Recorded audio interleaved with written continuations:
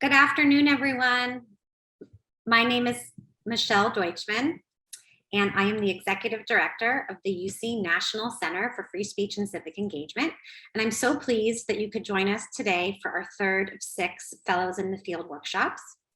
Our Fellows in the Field workshops provide the center an opportunity to spotlight the work of our most recent class of fellows. Our fellows are selected from a competitive pool of applicants with a broad range of disciplines and backgrounds such as law, journalism, higher education, social science, technology, and government. Fellows receive funding to conduct research that will further the national conversation related to expression and democratic participation on college campuses. Today, we will be diving deep into Ryan Coonerty's work. Ryan is on the Santa Cruz County Board of Supervisors and is a 2-time former mayor of Santa Cruz. He's also an entrepreneur, author, and educator. He is currently the host of An Honorable Profession podcast and a longtime lecturer in legal studies, politics, and Jewish studies at University of California, Santa Cruz. Ryan was selected by the Aspen Institute to be a Rodell Fellow in Public Leadership as one of the nation's most promising young elected officials. Ryan is a contributor to Governing Magazine, the San Francisco Chronicle, Huffington Post, and numerous other publications. He received a master's degree from the London School of Economics and a law degree from the University of Virginia School of Law. Ryan spent the last year studying and reflecting on one of the seminal free speech and assembly cases in American history in order to create a curriculum to be used in higher education settings. National Socialist Party of America versus Village of Skokie has such notoriety that it is often just referred to as, quote unquote, the Skokie affair. Although it took place 44 years ago, at its core, Skokie asks a question that many of us currently struggle with as we face an increasingly hostile and polarized society. Is protecting the ugliest, most hateful speech the best way to ensure that all speech, including radical and unpopular ideas, is protected? This case is personally meaningful to me, as it was something that I remember arguing about at my dinner table growing up. My grandmother was an incredibly progressive woman for being born in 1911. We agreed on most social and legal issues. However, we did not agree about how the Supreme Court ruled in the Skokie affair. As an American Jew who lived through World War II, she was unwavering in her conviction that the ACLU should not have defended the Nationalist Socialist Party. Like many, she gave up her ACLU membership because of Skokie. I vehemently disagreed, believing that the ACLU made the right choice. Many decades later, I am here leading a conversation about the same issue, just applied to different facts over time. Westboro Baptist Church, Unite the Right, the Capitol insurrection. But before we discuss how past affects present, I'm going to, in a moment, welcome Ryan and invite him to review the facts of the case and the legal precedent that it set. Before I do that, I want to remind all of you that you're welcome to drop questions into the Q&A, and we are going to put a link to Ryan's curriculum and his center research page there as well, so you can have easy access to his work. And now, Ryan, welcome. I'll let you take it away. Thank you, Michelle. Before I begin, I just want to take a moment and thank you and the UC National Center for Free Speech and Civic Engagement for the opportunity to do this fellowship. This was not the year I expected when I applied, as we had many competing crises and challenges. But this opportunity to really dive deep into a case that I think is still incredibly relevant to everything we're seeing today for a number of different communities, it frankly wouldn't have been possible without the support of the center. And I'm grateful, and I look forward to continuing to work with the center because I think it's doing really important work on our college campuses and just having the conversations around free speech that are so often missing in today's debates. So I'm going to pull up, I'm going to do a very, very brief slideshow here to make sure that we're all on the same page when we're talking about Skokie, as it was, as Michelle mentioned, a case that happened almost 50 years ago, but is still resonating today. So we're going to go to the next slide. And that is the controversy around this case really stems from the efforts of this man. His name's Frank Collin. Ironically, he was born Frank Cohn to the son of a Holocaust survivor. a Jewish Holocaust survivor. He had obviously ignored his heritage and headed up the Nazi Party in Chicago. And if we go to the next slide, his efforts really were in Chicago and in the integration of neighborhoods in and around the Marquette Park on the south side of Chicago. Just a brief history, Martin Luther King had actually marched in Marquette Park 10 years before this case. He was hit in the head with a brick. And he said that he saw more hatred in Chicago than he had seen in Mississippi and Alabama. Colin and his small group were trying to really mobilize ethnic white neighborhoods against Black integration. The problem that happened for Colin was that the city of Chicago deciding they were tired of these confrontations in the park, which involved bottle throwing, fights, and then obviously insane racial and anti-Semitic invective, essentially closed Marquette Park to free speech. As all of us would know, that is a blatant violation of the First Amendment, but Chicago's strategy essentially was to spend 2 years litigating the case with Colin, represented by the ACLU, and see if tempers could cool, if they could just delay the challenges that they saw. Next slide. This presented Colin and his group with a challenge in that they needed to remain in the news, they needed to remain relevant. And so he started targeting the suburbs around Chicago and landed on Skokie. Skokie is sort of a unique suburb just to the north of Chicago in that it was about 70,000 people, nearly half Jewish, with 7,000 out of the 70,000 were actually Holocaust survivors.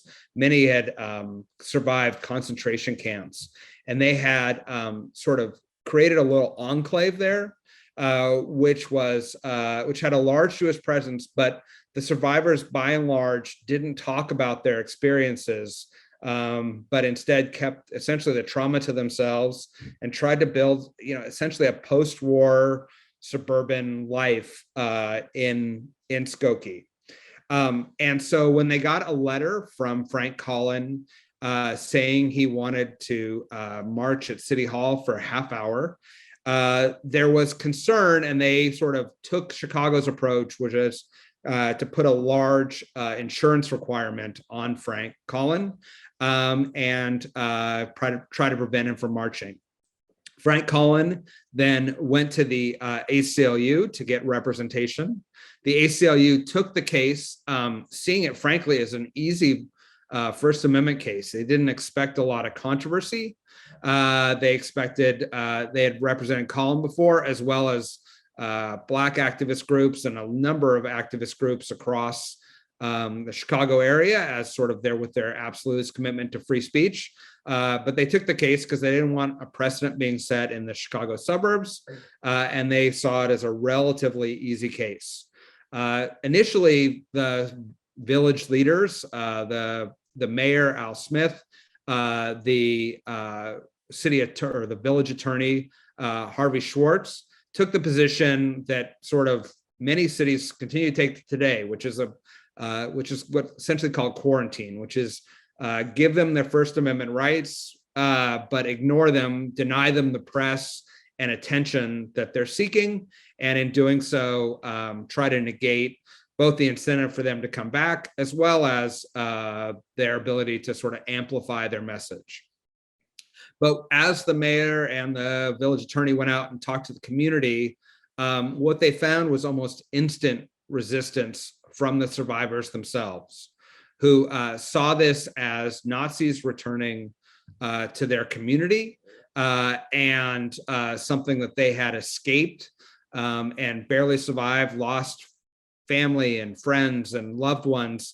And the idea of uniformed Nazis marching through the streets in the community that they had so assiduously created and protected for themselves was so offensive that they demanded their village take action, and the village took a number of legal steps to try to prevent it.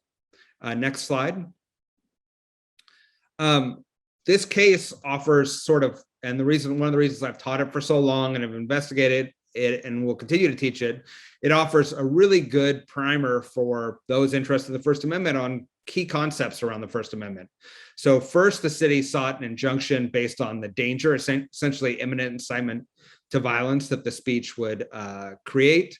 Then they put in time, place, manner regulations on the speech, so they couldn't wear uniforms, they had to have insurance coverage that they likely couldn't get, and tried sort of these different approaches, both at the local and the state level, to prevent the speech from happening. The ACLU made classic First Amendment arguments about trying to limit government restraint of free speech. The idea of a heckler's veto, which is you don't want to give essentially a mob by threatening violence the ability to limit the ability of a speaker to engage in their First Amendment rights. And finally, that these were essentially content-based regulations. They weren't preventing, Cub Scouts or veterans from marching in uniform. They're just trying to prevent Colin and his small band of Nazis from marching in the uniform. Next slide. One of the most interesting things, and Michelle talked about it in her introduction, is the divide in the Jewish community.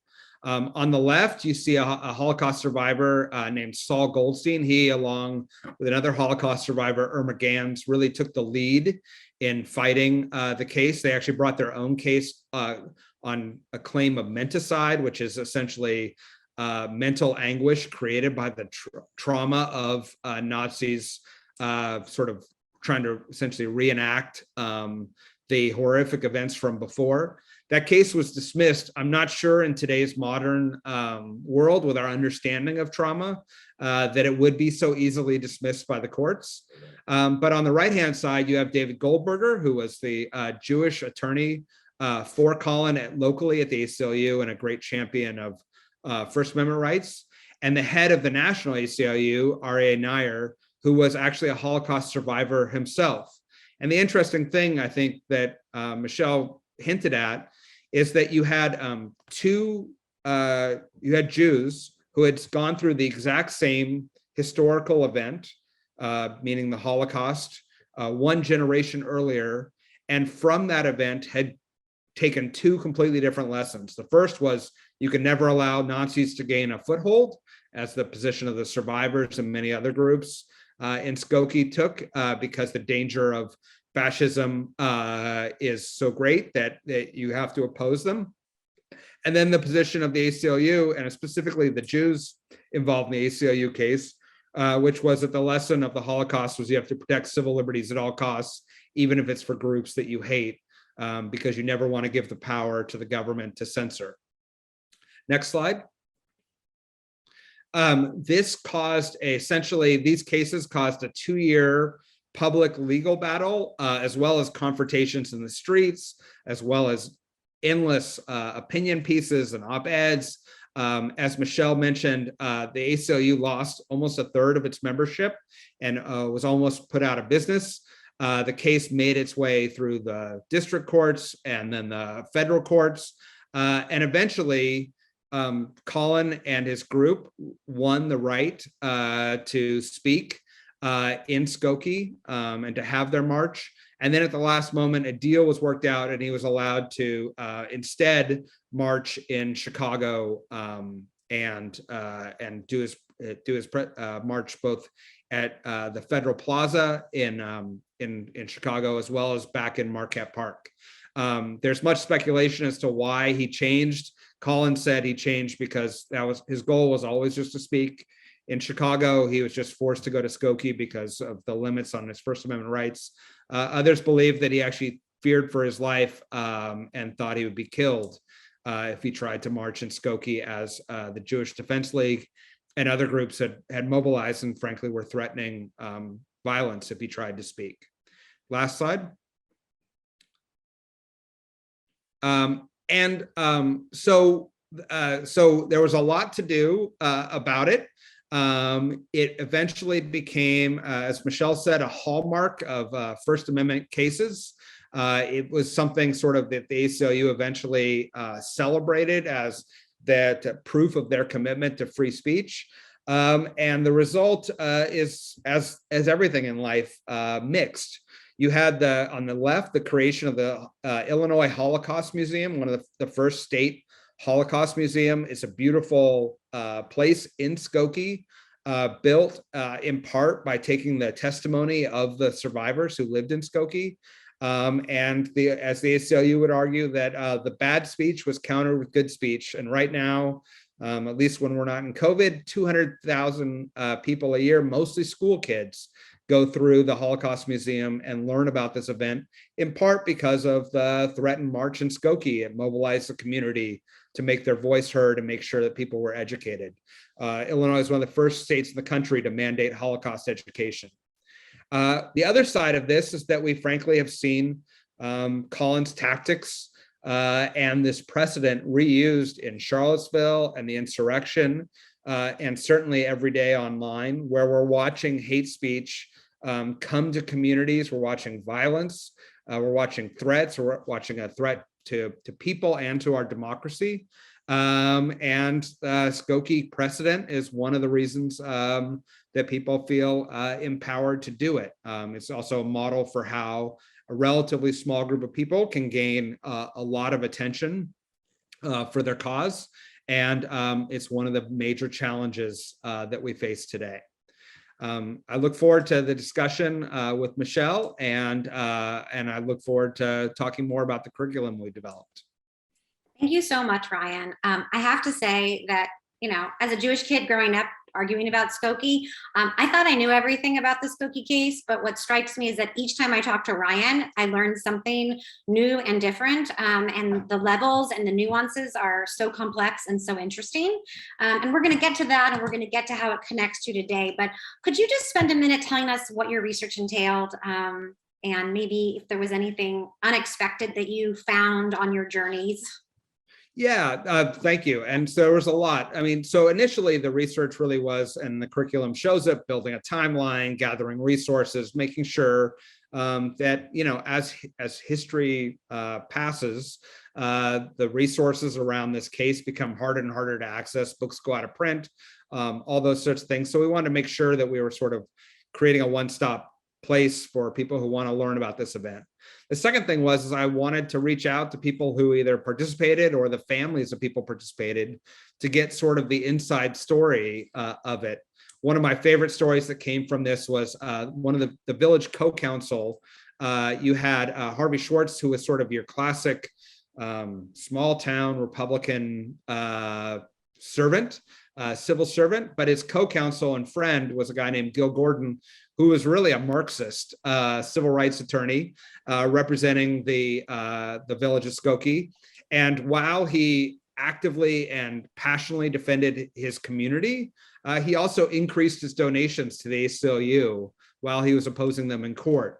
And I think it really sort of captures some of the complexity of this case. And the second thing I want to mention, just because I think it was striking to me, was the co-counsel for the ACLU, a woman named Barbara O'Toole, who was a volunteer for the ACLU and devout Notre Dame fan, White Sox fan, South Side mom. But frankly, one of the most heralded First Amendment litigators of her generation, and virtually unknown. She chose not to have a high profile, but she was an incredibly important role model for all lawyers, especially around the Chicago area, but particularly for young women lawyers who are interested in fighting for civil liberties. She was unrelenting and passionate and smart, and her story needs to be told. That was one of my favorite things that I learned from you. I'm always happy to learn about female kind of like role models who, helped blaze the trail for other free speech advocates. Let's talk about your curriculum for a minute. In your mind's eye, when you were starting to create it, what were you hoping to achieve? And I guess also, how did you want it to be distinct from other resources on Skokie? Because, this is a well-known case. Yeah, so I've taught this case for years, both in my Jewish studies and my legal studies class, because it is so, it's so controversial, right? Like it grabs everyone's attention and forces people to really challenge their beliefs on both sides. But what I felt was lacking was a way to pull the voices together. You can assign a book or you can assign a court decision or briefs, but it didn't sort of capture, the real life experiences of the people in this community. And I think as we look at Charlottesville and other places, those voices are important. And so I wanted to build a curriculum with that. The second thing is I really wanted to make it interactive. As my students, my time teaching, I found that there's much more interest in participatory learning. And I wanted to have the students have a way to sort of play out this case, to take positions that they maybe otherwise wouldn't want to take in order to make a good argument and to better understand their own position and the other side's position. And so trying to build a participatory way that I know as a professor, I want something that's quick and easy and straightforward that I can sort of plug into a class for a week or two. And so I was trying to sort of reach those goals. Right. And I think I have a whole bunch of questions I want to ask you about being a government leader and about being an attorney. But I think the key here is I want to allow you to dive into the curriculum to share with educators and students and others how to use it. Because that's the goal here. It's not just to know that Ryan wrote an amazing curriculum, but to understand how to use it and then make it easy to do so. So I'm going to turn it over to you to share your screen and talk a little bit about the actual module. Okay, so you can find a link to this module in the chat and the project, but this is the page that if you click through, you will find. I should say this is built on a Google platform, so it can be adjusted, changed, fixed in any way. And so I'm looking for feedback from other educators about what I can do to make it work for you. So it's meant to be an iterative process here, but this is the first attempt.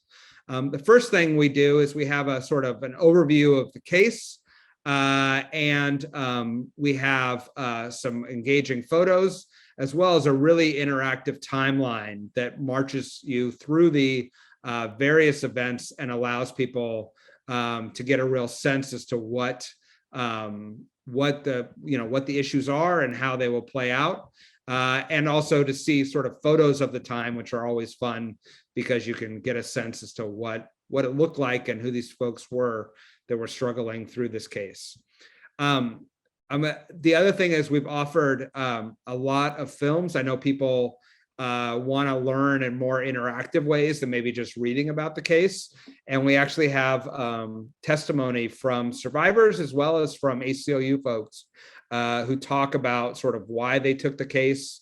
You can see here's Harvey Schwartz, the village council, and here's David Goldberger. And it gives you an opportunity to sort of get a firsthand account of what it looks like. And we also have the articles, legal briefs, additional readings, opportunities to sort of dive in with as much detail as they want. The assignment really is to break your class up into small groups and 12 small groups to be precise, and have them, using the research provided or their own research, stand up and give a 15-minute presentation of the class to sort of walk through what is their experience, what do we need to know about the case from their perspective. And so, we can have someone representing Frank Collin and the National Socialist Party of America in Chicago, sort of what are their objectives in marching and why do they want to march? The Martin Luther King Jr. movement was the Black protesters who clashed both before and after this case with Nazis in Marquette Park. And I think it's important to bring their perspective. The village council who seeks the injunction, they should explain sort of what do you need to prove to get an injunction to stop that. And the ACLU who opposed that injunction in the first hearing.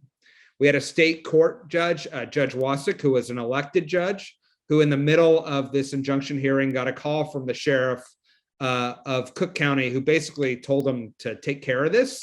Which is not something that happens in every court case, usually with parties. And he actually issued the injunction and prevented the speech. You have as I mentioned, the Skokie survivors brought a minicide case. And I think you should be able to explain sort of their perspectives and their argument. Then you go into what became essentially the federal case, the Supreme Court case that Michelle mentioned, and you have the arguments of Skokie and the federal court's decisions. The National ACLU, which, I mean, this case threatened the ongoing viability of it as an organization. And many of its affiliates actually disagreed with the ACLU taking on this case. The media, who had every incentive to, as they still continue to do, to make it as controversial and inciting an event as possible. So, it went from a half-hour protest in front of the village hall in Skokie to a march of Nazis through the neighborhoods in front of Holocaust survivors' homes. That was never going to be the case, but the media thought that was a great angle to lead the news with. And then life after Skokie, a little bit of what I talked about of the mixed events. And to have students stand up and make these presentations and then hear other students make these presentations, I think it allows more nuance than when you're just sort of alone and reading. You're sort of forced to engage on these issues. And I hope that this curriculum is helpful and allows people to either build, an entire course around this case, or just take a module in a Jewish studies, legal studies, history, or sociology course, even in a high school course, to really, litigate the issues around free speech and hate speech, which, as we've talked about, are unfortunately only gaining traction and salience today. Great. Thank you so much. I think that a lot of us on today's webinar are anticipating, either have already returned to school or anticipating the return to school. And of course, the return to in-person interaction, which includes protests and lots of expression. So I think that, like your case, you can just lay it on to almost any, modern day event. Feel free to put some questions in and I'll take them. I want to just ask Ryan a couple other questions, moderator's prerogative. And one of them is, you've been a local government official for, almost 15 years, a mayor, a county supervisor. How did that inform how you went about doing this? And then if you have any of your own war stories about speech in Santa Cruz, I'd love for you to share those. Yeah, so there's a couple things. One is it gives me some sympathy for what the village was going through, right? Like and the same thing. I went to law school in Charlottesville, where we had the Unite the Right rally. It's traumatic and eventful to have this happen in big cities, but when it happens in small towns, Harvey Schwartz, who was the village council, his mother-in-law who lived with them was a Holocaust survivor who had the numbers tattooed on her arm, right? This makes it all much more personal. The Jewish Defense League folks knew Frank Collins' father. And so, it's sort of, we can talk about this in the abstract, but when you talk about it at the community level, when the mayor walks in to meet a congregation in a synagogue and sort of outlines how we're going to ignore this and, not give the Nazis what they want, and then to have that pushback and to have, an elected government trying to respond and reflect their community's concerns. I think it's given me the appreciation. We've had a lot of First Amendment issues in Santa Cruz, as is sort of want for especially activist communities. We've had a variety of issues around panhandling and around sort of vendor sales in the beach area. Most recently, however, the city council had determined to create a Black Lives Matter mural right next to our city hall, and two folks came by and intentionally sort of drove over, leaving tire tracks all over the mural just 2 weeks ago. So we're still struggling with the hate speech and free speech issues, this is something that I think is only going to get more challenging and more intense over time. We see some of the questions and answers coming in, but before I turn to those, I also want to ask you about your free speech class that you've been teaching now for 10 years at Santa Cruz. And if you could tell us a little bit about how students' responses have transformed, if at all, over that 10-year period, and perhaps how you've changed how you talk about it, given how they respond. Sure. So I guess I'd say I'd make 2 points, and they're not entirely, they may be a little contradictory. But the first one is, I think the narrative around students not supporting free speech is simply not true. I teach a free speech class every year. Students are there, they're active, their views are nuanced, they engage with one another, they debate one another, and they welcome this debate into their lives, and they understand how complex it is. I think one of the things that people should realize in my time, and especially it's changed over the last couple of years, is one, that increased understanding around trauma is very different than it was. As I said, the menticide case barely got a hearing brought by Holocaust survivors. I don't think that would be the case today. I don't know that it would win, but I don't think it would be dismissed outright. The second part is, I always tell people when they say students don't believe in free speech law, I always say they believe in free speech. It's actually, they don't believe in law. And so they tend to see things as much more transactional and political than I think when Michelle and I went to law school and you were sort of presented with stare decisis and precedent would matter over time. They see things as one-off fights. And it's not, given the hyper polarization of our courts and of our politics, it's not actually surprising to me that that's where they've landed. But I think people often mistake that as not supporting the principles of free speech, when in fact it's a bigger critique of institutions and law that they're actually making. Not always completely thought through, not always accurate, but certainly relevant and engaging as they try to wrestle with these issues. Well, I appreciate your perspective, and I'm always glad to hear people share that they really feel that students are really wrestling with these issues, that narrative is overly simplistic, because I think that's absolutely the truth, is that students are just taking the experiences that they've had in their lifetime, many more about the power of words and anti-bullying, and they're trying to apply it in a situation where sort of anything goes, and that's really different. All right, I'm going to take a minute and turn to a couple of the questions that have been raised. One from one of our center former fellows, John Wilson, who asks about students role playing. Is it controversial to have them take on hateful roles? Have you encountered any resistance to the idea of students playing Nazis and advocating for those ideologies? Yeah, so it's a great question from John. And I also want to say, as a former fellow, he was incredibly supportive and a great resource. And I'm grateful for the community that Michelle's built through the center. The short answer is no, because I think, one, it's presented as an assignment, but two, I think the understanding is we got to have all voices in this case. If we're only arguing one side of a case, you're never going to be able to get to the meat of the issue or to tease things out. And so I have students in another Jewish study class in the Leo Frank case, which was a lynching of a Jewish factory owner in Atlanta. They actually represent the Ku Klux Klan and other interests as a way to sort of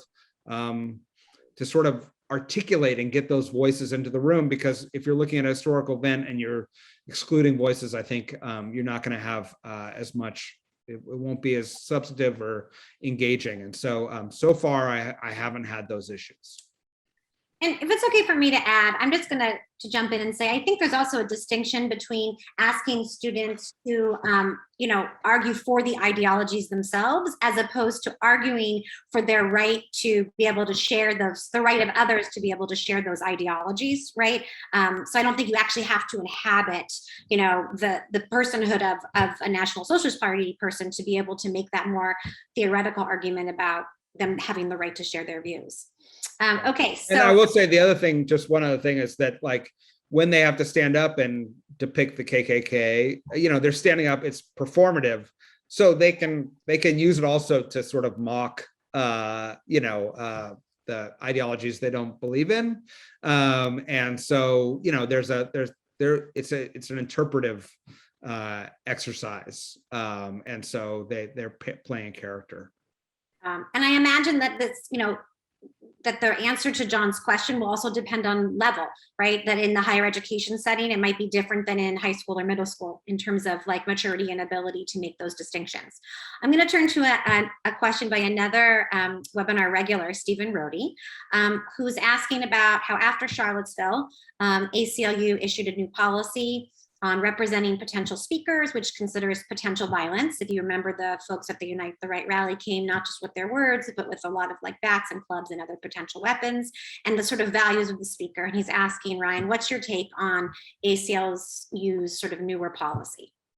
Yeah, I think, and there was a big front page article, which is also in the curriculum in the New York Times, about the ACLU is undergoing a shift, right? At one time, the ACLU sort of proudly trumpeted their representation in Skokie as an example of just how committed they are to the First Amendment. And now you're seeing, particularly among younger lawyers and a more diverse lawyers, a questioning of whether they need to be absolutist all the time in representing it. And I think a first step was sort of putting some conditions around that representation and its connection to violence or the potential to violence. Some of the old timers in the ACLU see this as a dangerous step down a slippery slope. Others see it as a recognition that, you know, if you look at what the difference is between Skokie and Charlottesville, is that in Charlottesville, people were heavily armed, right? And that does make a difference. And in Illinois in 1977, that wouldn't have been the case. And so I think it's partly a recognition of the changing realities of our time, the way that also social media can add like a combustion, fuel to the fire. But I think that debate within the ACLU is fascinating, and I'm ready to watch it. And that link to that article is in part of the resources. Before we turn to social media, which is definitely something I want to get to, there's been another interesting question from another amazing center fellow, which is just talking about pedagogy, which is, Ryan, are there things that you do in advance to sort of set the stage, lay the groundwork in terms of talking about how these topics can be emotionally activating and maybe where students can turn to for support services if those are things that they need? Yeah. And, I think there's a sort of much overhyped discussion around trigger warnings and other things. But I mean, I begin the class by saying, look, this is a First Amendment class, and the First Amendment issues that are controversial. If we all agreed, there wouldn't be a class and there wouldn't be litigation. But the issues that we all agree with, that we struggle with, are hard cases where people are being racist, anti-Semitic, threatening violence, and or generally just being super offensive, and we have to. That's part of this class, and we're going to struggle with that class. And I'm going to ask you to sort of interrogate those issues and push yourself to be uncomfortable because it will only make you more clear in where you end up. And there are every once in a while there are students who choose to opt out or choose not to participate. But for the most part, people, I think this, frankly, there's a hunger to talk about these free speech issues because there's this overall narrative that you can't talk about free speech. And so when you create a space and say, no, we're going to talk about free speech, we're going to do it civilly and respectfully. And I'm going to, we're not going to sort of fall into the traps that we see happening in the broader society. For the most part, people have really, really welcomed those discussions. I mean, and since you sort of have your own sort of mini survey pool, I mean, I'm curious to know, I don't know if you have people do votes, sort of like which side would you take at the beginning of the class or after, but, I'm curious, does it change over the course of the class? Do a lot of people come in thinking that ACLU maybe didn't do the right thing? Yeah. What do they kind of come in with and how do they leave? Yeah. So my first reading is a First Amendment Center's annual survey on free speech. And I asked them sort of those questions. And what I find is, still a majority still have a much more stronger would land on absolute free speech. And, it's a little bit of where the left and the the right combined and sort of a libertarian, I don't trust the government point of view. And so that's where people end up. Then frankly, as we get into the issues, they move much towards a much more nuanced view of free speech. And then they end up split, which is sort of my goal, where I said, like, my best scenario is that you are staying up at night, struggling with not being able to find an answer.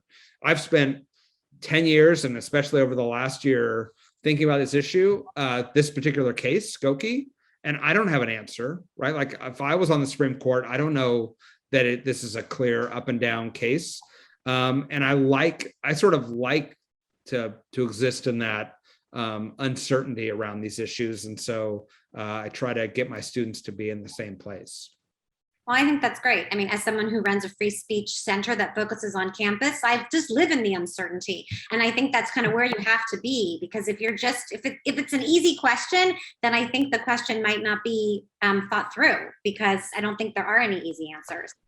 Let's take a minute and talk about social media. So, some of the examples we've talked about, whether it's Unite the Right or Capitol Insurrection or Westboro Baptist Church, Skokie, these were in-person, right, events. And so kind of like, is there a through line between in-person events and then, First Amendment, it's government property, so it applies. And then we go to social media where we have these private companies, private platforms, how do you see that connection, the influence of one on the other? Yeah, so I think you're exactly right. Like, in the three cases we're talking about, or you had a Westboro Baptist Church, you're talking about classic First Amendment cases on First Amendment, on government property, traditional public forums, full free speech rules apply. Obviously, as we all know, online is not government action. And so you end up with, Twitter's ability to turn off accounts or conflicts around sort of what should be allowed and what shouldn't. However, I do think that they are not separate worlds, and to the extent that we as policymakers or courts are treating them as completely separate things, I think is a mistake, because obviously Unite the Right and the insurrection feed off of online controversy and speech, right? And then it manifests itself sort of in the real world, or you have one-off shooters and other people who are radicalized by free speech. And so I do think there's two lessons from Skokie, right? One is sort of like, are we prepared to live in a world, and as America traditionally has and other countries traditionally haven't, where you're going to have essentially a lean towards unlimited free speech, or do you want to look at other European models or Canadian models or other models? The second part is that what happens when speech moves from sort of online to the real world, and what's the connection between the two, the liability around the two, and how are we going to play that out? And I think that to the extent that we may be headed toward the world where we start drawing lines around hate speech, certainly if people grow up and they have an expectation that in their online community there's limits around hate speech, it wouldn't be far-fetched to see that as they get older and age into the real world, that they say, wait, hold on, I've like in my online community this wouldn't be tolerated, but when I go downtown or I go to my school, I have to tolerate it. And so I think you're going to see, I think social media will be a leading indicator for some changes that may come to traditional First Amendment fora.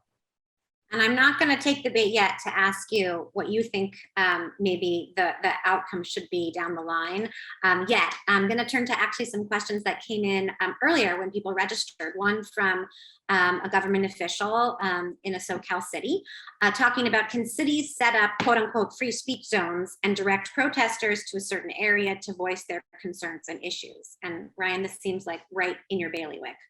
Yeah. So first, let me say, always talk to your city attorney and before making any promises. But I mean, I think certainly cities, especially around political conventions or other events, have set up free speech zones. The real key is that they have to be reasonable time, place, manner restrictions, right? So they can't be far enough away from whatever they're trying to protest that their protest is essentially nullified.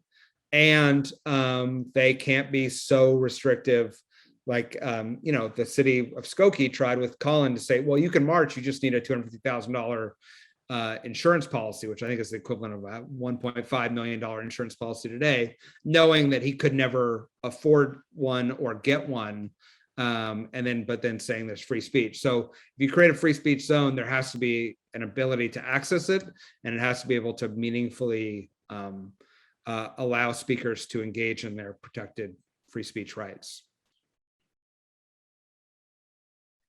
And just in case anybody isn't familiar with this idea of time, place, and manner, I'm going to do a really quick lightning speed explanation, which is that when we're dealing with things of the First Amendment, you're not allowed to have rules that are based on content, right? So I can't say everybody can come to the quad and protest except for Ryan, or except if someone's going to talk about abortion or immigration, right? The rules have to be what are called content neutral. And one easy way to do content neutral rules is to focus on the time of the event, right? Let's say always during 12 to 1, the place where the location is. That location isn't going to change no matter the topic, and then the manner. And that's like, are you using an amplifier, or using a bullhorn, or using a microphone?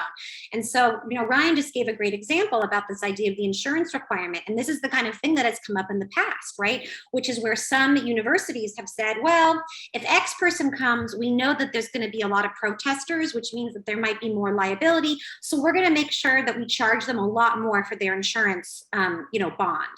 But if I come and I'm maybe not so popular or controversial, you're not going to charge me very much. The court is likely going to say that's content-based because you're charging me based on what I'm going to say.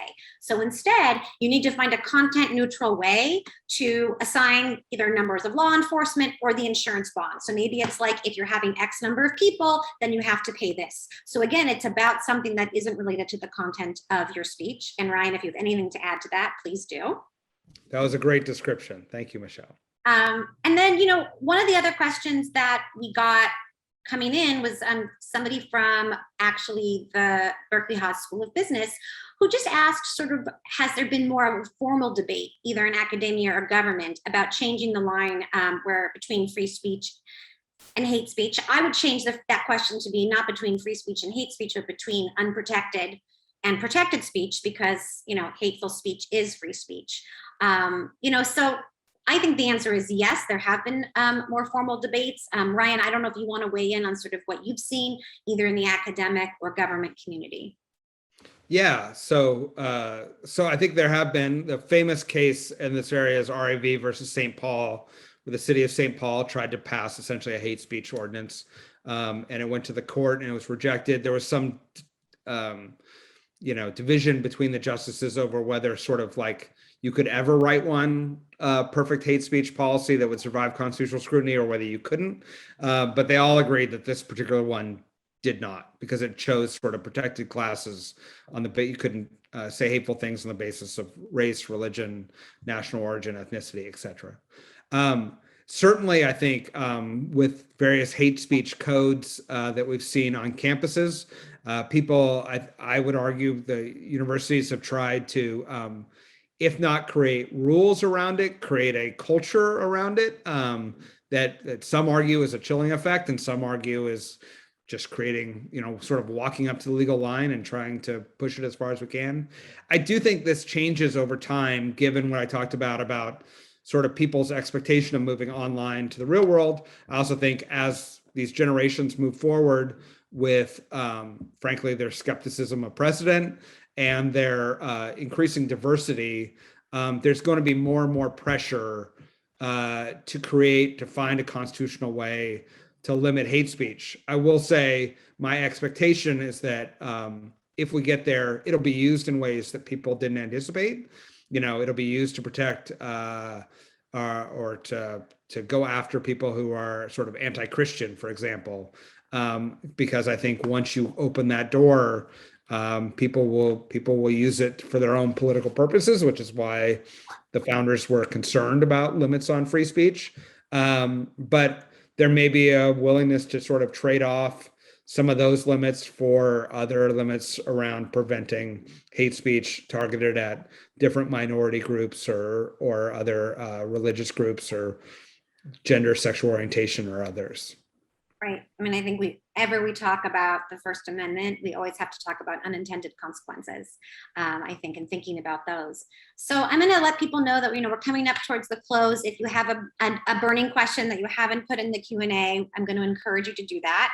Ryan has been so generous in saying anybody can reach out to him following this webinar or as you move forward to hopefully using the curriculum. So if you don't feel like asking your question in this forum, another place, you can. And I think, I guess, Ryan, I feel like I am going to kind of put you on the spot a little and say, given kind of who you are as a lawyer, as a Jew, as a government representative, did doing this research and spending this year change your perspective at all on where to draw the line? I'll be honest that I think it did. And that when I sort of heard, there were stories that came out where folks who had grown up in Skokie, their mom would sit up all night in the window, and they're kids, so they don't know any better, but they didn't know why, but it's because she was a Holocaust survivor. She feared for her family. Another person described how their mom slept with a butcher knife under her pillow because of just the trauma that they had experienced. And I do think that if we're going to set some reasonable limits on free speech, that a good place to start would be a place like Skokie, where you have, 1 in 10 people had gone through the greatest traumatic historical event of the century, and deserved probably a little bit of acknowledgement around what the cost of free speech there would create, and whether Frank Collins' First Amendment rights to do this speech, which he was otherwise doing all over the area, really warranted that trade-off. And so I think I agree with you that there are always unintended consequences, and I try not to sort of go for a position by position with the idea that who knows who uses this precedent. And in fact, when you look at where these cases, that this Skokie case has been cited, it's been cited to protect Unite the Right speakers, but it's also been cited to protect LGBTQ pride parades and Black Lives Matter marches. And so I think that there should have been at least a little bit more debate about whether there was a line that we wanted to draw in this specific instance. I don't have the answer, but I became more sympathetic the more I heard the community's stories. Well, listen, I really appreciate your, honesty and authenticity and talking about this and in sharing your experiences. I'm going to just share with the participants that Ryan actually just this past June, 2 months ago, went to Skokie and actually interviewed in person a lot of these people. I know that I never had Skokie on my bucket list of places to go, but I think that I might need to add it. So I want to thank you so much, Ryan, for the work that you've done, and I hope that it's useful to the folks that are on today's webinar. And then I also just want to remind everybody about what's happening next, which is that there's always more to discuss when it comes to free speech and civic engagement. And next time we meet, colleges and universities are going to be in full swing across the country. And I'm going to invite you to join us on September 20th.